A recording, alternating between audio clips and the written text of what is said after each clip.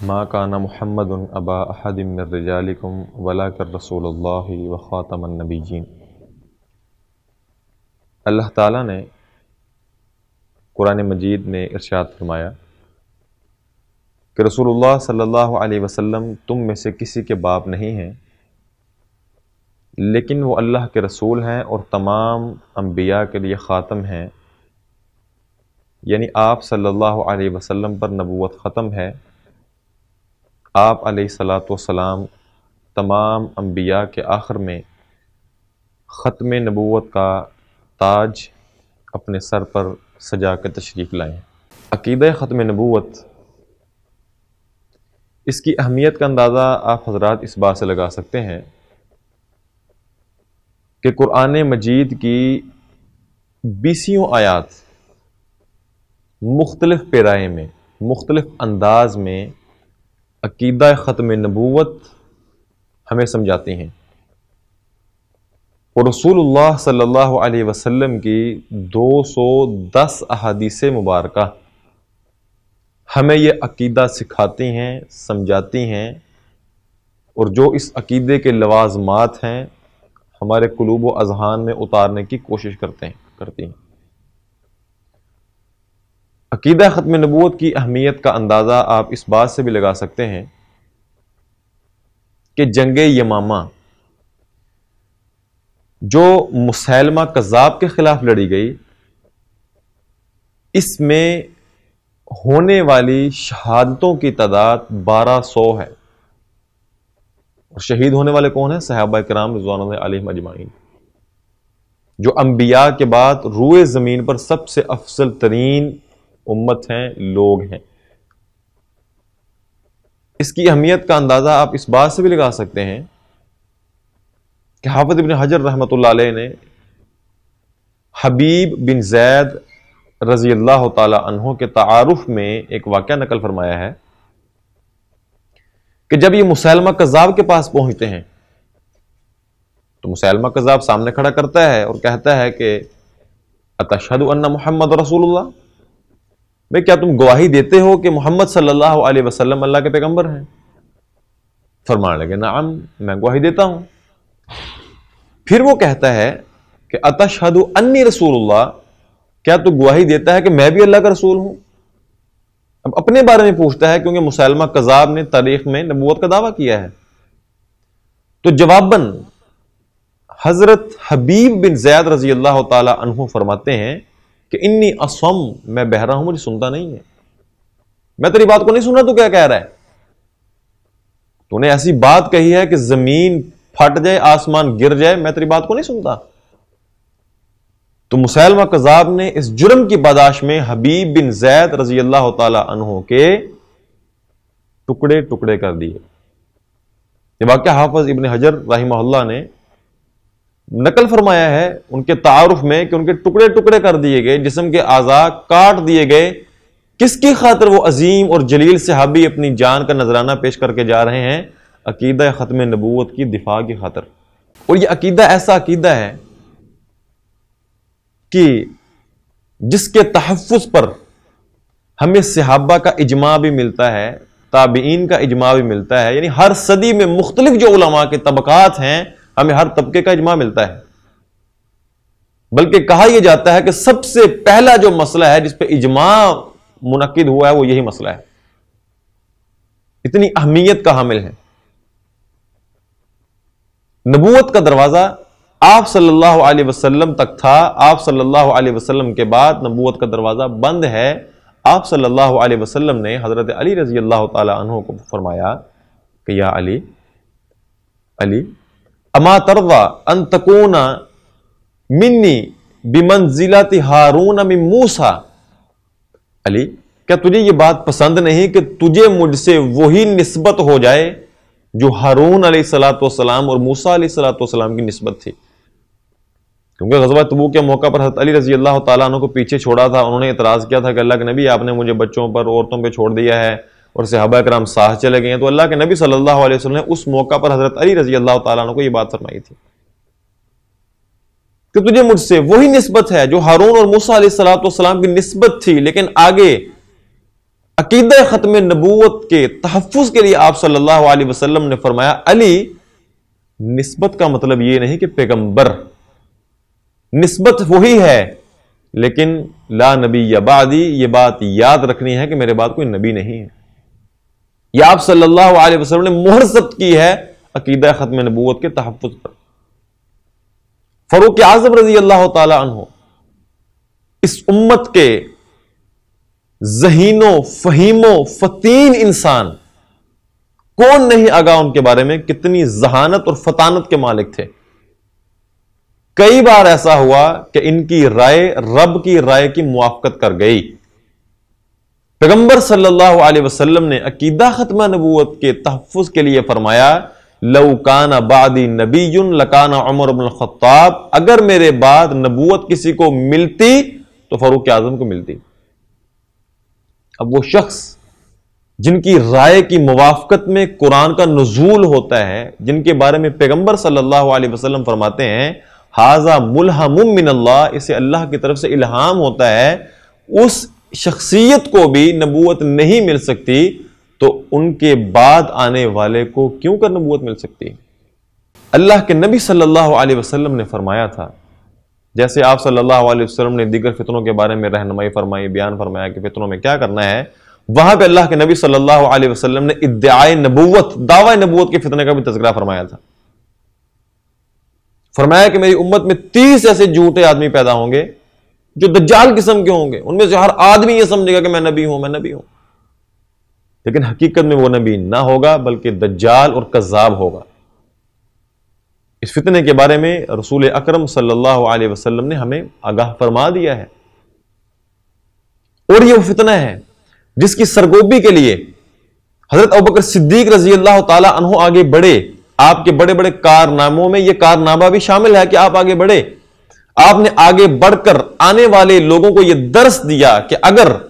ختم نبوت پر کوئی ڈاکہ ڈالنے کی کوشش کرتا ہے تو اسلامک سٹیٹ کی یہ ذمہ داری ہے کہ ایز اے سٹیٹ آگے بڑھے اور ایسے لوگوں کی سرکوبی کرے، ان کی سرگرمیوں پر پابندیاں لگائے، ان کی پالیسیوں کو روکے، ان کے فتنے کو روکے، لوگوں کو ان کے دام تزویر میں پھنسنے سے روکے. یہ اسلامک سٹیٹ کا ایک اہم ترین فریضہ ہے جو صدیق اکبر رضی اللہ تعالی عنہ نے انجام دیا ہے. اب گفتگو کا دوسرا پہلو کہ عقیدہ ختم نبوت اس لحاظ سے بھی بڑی اہمیت کا حامل ہے کہ اگر اس عقیدے کا تحفظ نہ کیا جائے، اس کی خاطر جانیں نہ لڑائی جائیں تو ایک بہت بڑے نقصان کا اندیشہ ہے. سب سے پہلا مقصد جو عقیدہ ختم نبوت پر نقب زنی کے پیچھے کار فرما ہے وہ یہ کہ اسلام کی جو تکمیل ہے اس میں تشکیک پیدا کر دی جائے. رب تعالی نے فرمایا تھا کہ اکملت لکم دینکم، دین میں نے مکمل کر دیا. جب دین مکمل ہو گیا، دین عالمگیر دین ہے، ہر دور کے ساتھ اپنی موافقت پیدا کر لیتا ہے. میں نے پیغمبر آخر الزماں کو وہ رہنمائی دے کے بھیجا، وہ شریعت دے کے بھیجا، وہ مذہب دے کے بھیجا، وہ دین دے کے بھیجا جس دین کے بعد امت کو کسی دین کی ضرورت نہیں ہے، کسی شریعت کی ضرورت نہیں ہے. بلکہ خود پیغمبر فرماتے ہیں کہ میں تمہیں ایسی ملت پہ چھوڑ کے جا رہا ہوں لیلھا کنہارھا، جس میں روشنی کا عالم یہ ہے کہ دن رات برابر ہے، کسی شریعت کی ضرورت نہیں ہے. ہاں اسی شریعت کو آگے پہنچانے والے وہ علماء موجود ہیں. العلماء ورثۃ الانبیاء، علماء انبیاء کے وارث ہیں. تو سب سے پہلے یہ تشکیک پیدا کرنا کہ اسلام کامل دین نہیں ہے. کیونکہ ہم ایز اے مسلم جب پوری دنیا کے سامنے کھڑے ہو کے یہ بات کہتے ہیں کہ ہمارے پاس پورا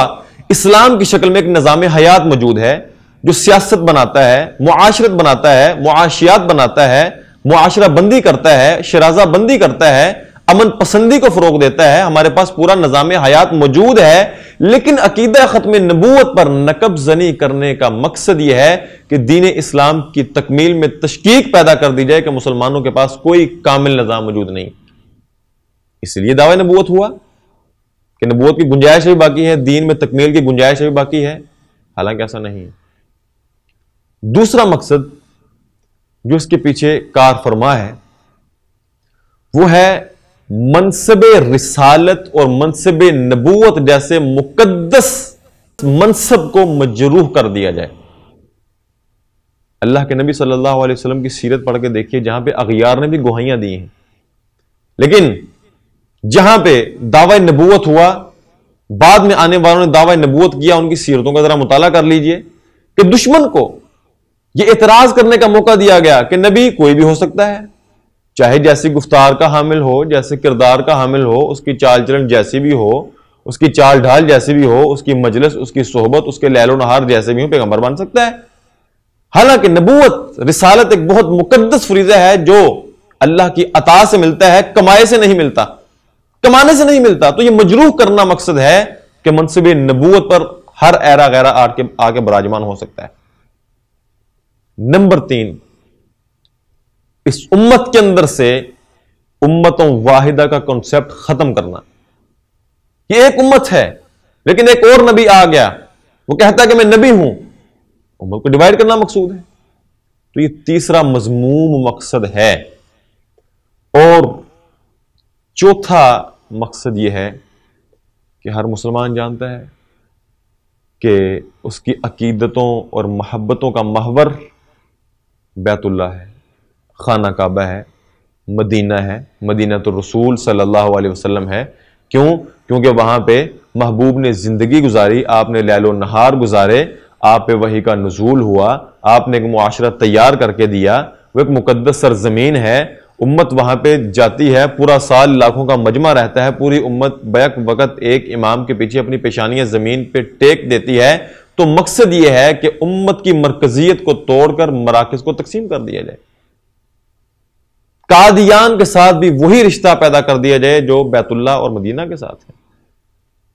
جو خانہ کعبہ اور مدینہ کے ساتھ ہے۔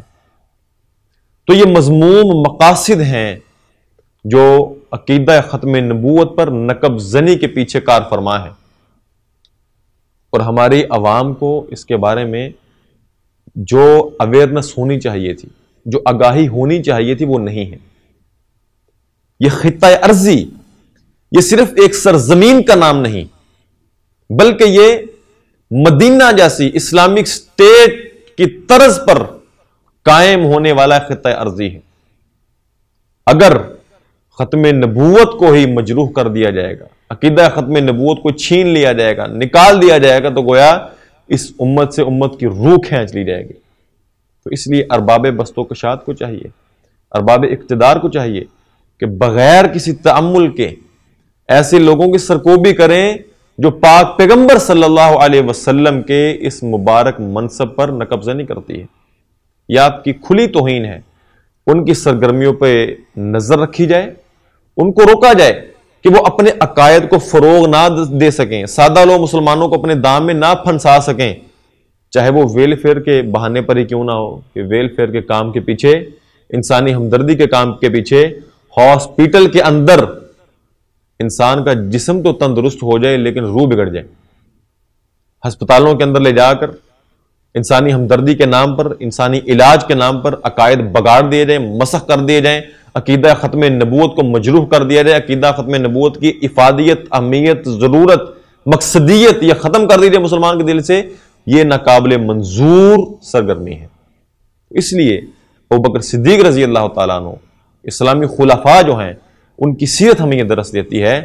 کہ جو عقیدہ ختم نبوت پر نقب زنی کی کوشش کرے، آگے بڑھ کر اسلامک سٹیٹ اس کی سرکوبی کرے، یہ اولین فرائض میں شامل ہے، کیونکہ جب تک عقیدہ ختم نبوت محفوظ نہیں ہوگا، ہمارا دین محفوظ نہیں ہوگا۔ اگر ہمارا دین محفوظ نہیں ہوگا تو دین کے نام پر بننے والا ملک بھی محفوظ نہیں ہوگا، وہ بھی غیر محفوظ ہو جائے گا۔ اللہ رب العزت سے دعا ہے کہ اللہ رب العزت ہمیں کما حقہ عقیدہ ختم نبوت کو جاننے کی توفیق عطا فرمائے، اور جاننے کے بعد جیسے جیسے لوگوں کو گمراہ کیا جاتا ہے ان سازشوں کو بھی اللہ رب العزت بے نقاب کرے، اور ہمیں رسول پاک صلی اللہ علیہ وسلم سے سچی محبت نصیب فرمائے۔